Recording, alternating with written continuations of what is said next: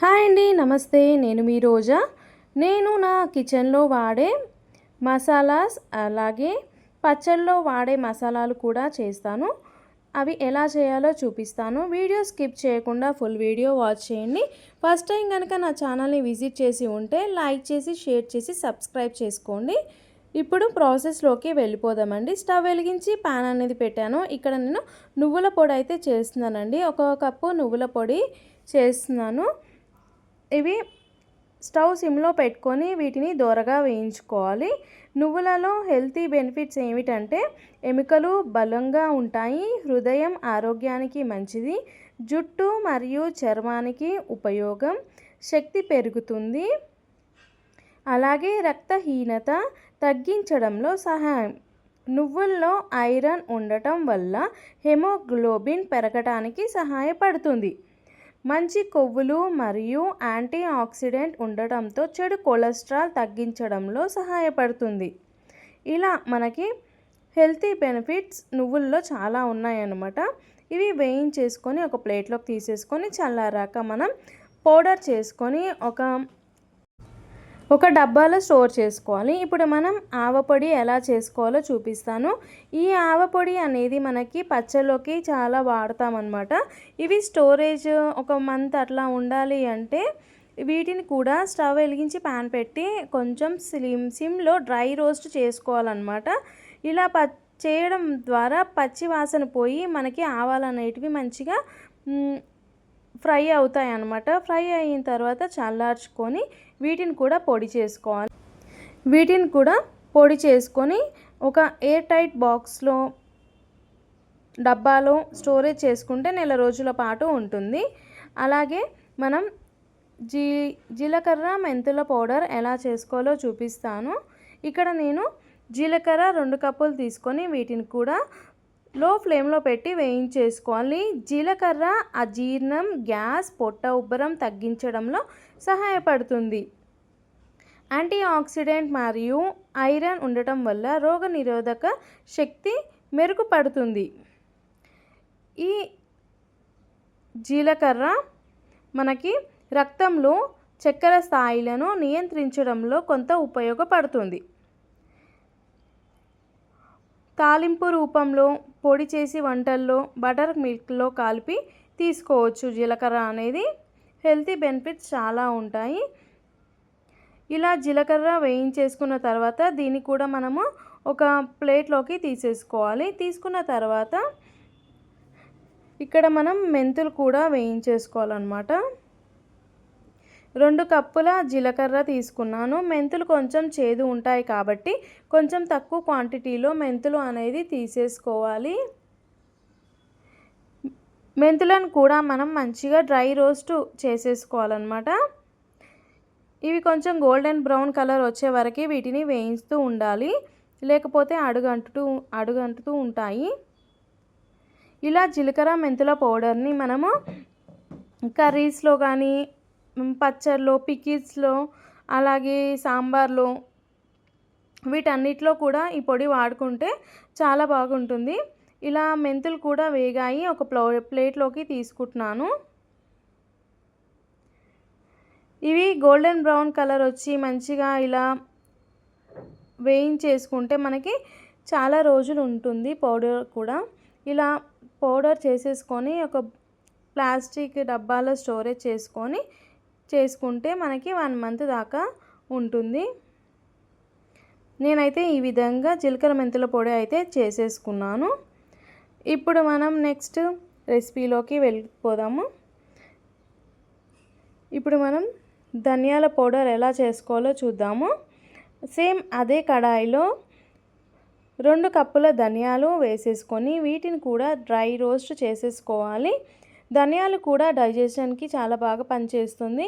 అలాగే evening snacks మనం బజ్జీలోకి, పకోడీ, అలాగే కర్రీస్లోకి, అన్నిట్లోకి కూడా మనము ధనియాల పౌడర్ అనేది వాడుకోవచ్చు అన్నమాట. డైజెషన్ కూడా చాలా మంచిగా అవుతుంది. ధనియాలు అనేటివి రోటీ పచ్చళ్ళకి కూడా వాడతారు. ఇక్కడ 2 కప్పుల ధనియాలకి 1/2 కప్పు జీలకర్ర వేసి వీటిని కూడా వేయించేసుకోవాలి. లో ఫ్లేమ్లో పెట్టుకొని మనం వీటిని వేయించేసుకుంటే మనకి అడుగంటకుండా ఉంటుంది. ఇవి కూడా మంచిగా దోరగా వేగిపోతాయి.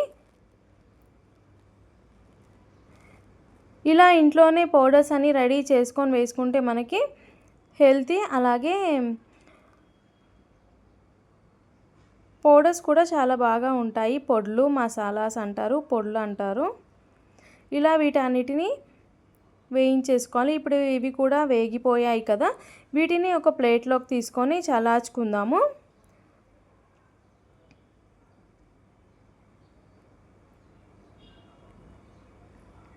చూస్తున్నారా, ఇలా ఒక ప్లేట్లోకి తీసుకొని చల్లారిన తర్వాతనే మిక్సీ పట్టాలండి.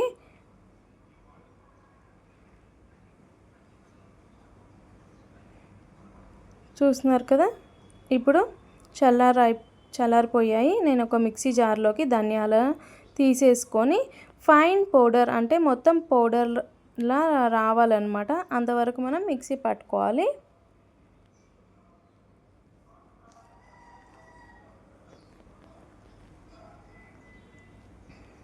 మధ్యలో ఒకసారి ఆపి చూసుకొని మళ్ళీ మొత్తం మెత్తగా పౌడర్ అయితే చేసుకోవాలి. మనకి ధనియాల పౌడర్ అనేది రెడీ అయిపోతుంది. దీన్ని కూడా ఒక డబ్బాలో స్టోరేజ్ చేసుకుంటే మనకి 1 మంత్ దాకా స్టోరేజ్ ఉంటుంది. మనం తీసుకునే క్వాంటిటీని బట్టి మనము పౌడర్స్ అని రెడీ అయిపోతాయి. 1 మంత్ అంటే 1 మంత్, 2 మంత్స్ అంటే 2 మంత్స్ అలా ఉంటాయన్నమాట. ఇలా స్టోరేజ్ అయితే చేసుకుంటాను నేను. ఇప్పుడు మనం గరం మసాలా ఎలా చేసుకోవాలో చూపిస్తాను. 2 టేబుల్ స్పూన్ల ధనియాలు, ఇవి కూడా డ్రై రోస్ట్ చేసుకోవాలి.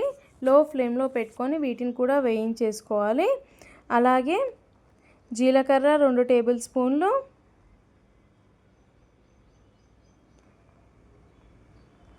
ఒక టేబుల్ స్పూన్ సోంపు, ఒక టేబుల్ స్పూన్ మిరియాలు,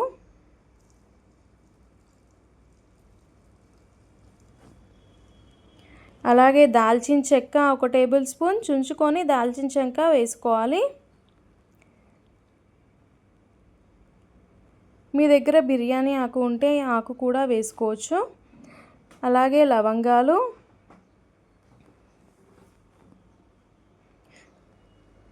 ఇవన్నీ వేసేసి వీటిని మనం డ్రై రోస్ట్ అయితే చేసుకోవాలి.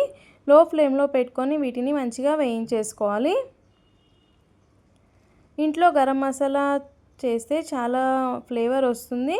టేస్ట్ కూడా దేంట్లో వేసినా కానీ, కర్రీస్ కానీ ఏవైనా కానీ చాలా బాగుంటాయి అన్నమాట ఇలా చేసుకోవడం ద్వారా. ఇలా మనం వీటిని గోల్డెన్ బ్రౌన్ కలర్ వచ్చే వరకు మంచిగా వేయించేసుకోవాలి. దీంట్లో 2 ఎండుమిర్చి కూడా వేసుకొని వీటిని కూడా డ్రై రోస్ట్ చేసుకోవాలి.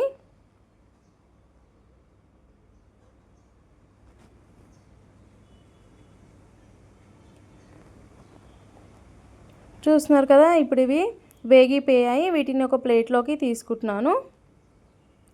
ఇవి కూడా పూర్తిగా చల్లారిన తర్వాత మిక్సీ జార్లోకి షిఫ్ట్ చేసుకొని వీటిని ఫైన్ పౌడర్లా చేసేసుకోవాలి.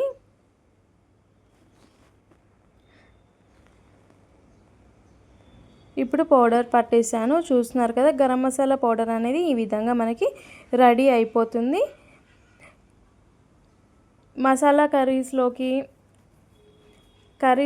అన్నిటికీ వాడుకోవచ్చు మనం. గరం మసాలా అనేది ఫ్లేవర్ చాలా బాగా ఉంటుంది, సూపర్ టేస్టీగా కూడా వస్తాయన్నమాట. ఇప్పుడు మనం కొబ్బరి పౌడర్ ఎలా చేసుకోవాలో చూపిస్తాను. మనం పూజ చేసినప్పుడు పచ్చి కొబ్బరి పచ్చలు మిగిలిపోతాయి కదా, అవి ఎండబెట్టుకొని ఫ్రిడ్జ్లో స్టోరేజ్ చేసుకుంటే ఇవి గట్టిగా అయిపోతాయి అన్నమాట. అవే ఇవి కొబ్బరి పచ్చలండి. వీటన్నిటిని సన్నగా కట్ చేసి తీసుకున్నాను. ఇవి కూడా మనం ఇలా సన్నగా కట్ చేసుకొని ఫైన్ పౌడర్ చేసుకొని స్టోరేజ్ చేసుకుంటే 1 మంత్ 2 మంత్స్ దాకా మనకి ఉంటాయన్నమాట. కర్రీస్లోకి, ఫ్రైస్లోకి అన్నిట్లోకి మనం వాడుకోవచ్చు ఈ కొబ్బరి అనేది. చూస్తున్నారు కదా, ఈ విధంగా కొబ్బరి పొడి అయితే మనకి రెడీ అయిపోతుంది. ఒక స్టోరేజ్ బాక్స్లోకి తీసేసుకుంటే సరిపోతుంది. 1 మంత్ 2 మంత్స్ దాకా మనకి వాడుకోవచ్చు. ఈ విధంగా కిచెన్లో పౌడర్స్ అయితే నేను రెడీ చేసుకున్నాను. ధనియాల పొడి, జీలకర్ర మెంతుల పొడి, ఆవ పొడి, నువ్వుల పొడి, అలాగే కొబ్బరి పొడి, ఇవన్నీ నేనైతే రెడీ చేసుకున్నాను. మీకు కూడా నా వీడియో నచ్చినట్టయితే లైక్ చేయండి, షేర్ చేయండి. మళ్ళీ ఒక కొత్త రెసిపీతో మీ ముందు ఉంటాను. అంతవరకు నేను మీ ఆహా cooking with Roja. Thank you. Stay tune with next video. Thank you all.